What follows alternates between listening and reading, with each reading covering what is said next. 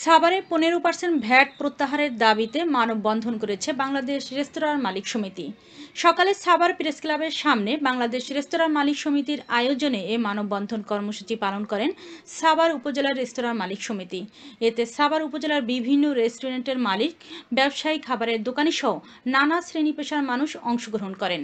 এ সময় মানববন্ধন থেকে ব্যবসায়ীরা বর্ধিত 15% ভ্যাট কমিয়ে 5% করার দাবি জানান সরকারের কাছে।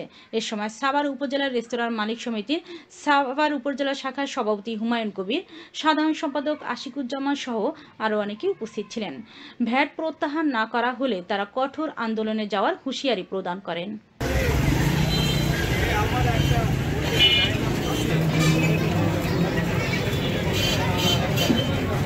আমরা এখানে রেস্টুরেন্ট মালিক বৃন্দ, মিষ্টির দোকান মালিক বৃন্দ এখানে দাঁড়িয়েছি।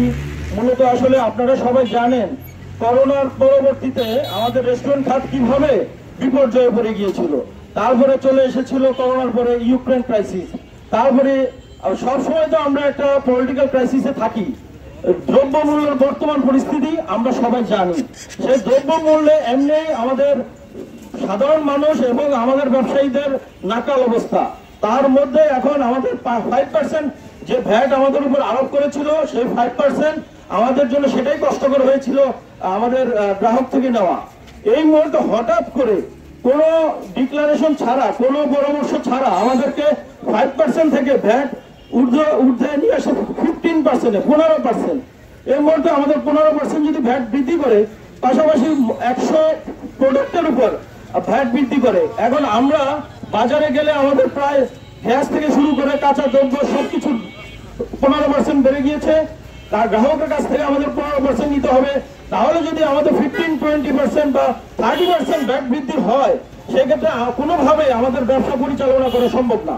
আর আমাদের এই সেক্টরে মোর দেন 30 লক্ষ লোক কাজ করে সারা বাংলাদেশে। এই সেক্টর যদি কিনা ক্ষতিগ্রস্ত হয়, ক্ষতিগ্রস্ত হবে আমি মনে করি সারা বাংলাদেশ।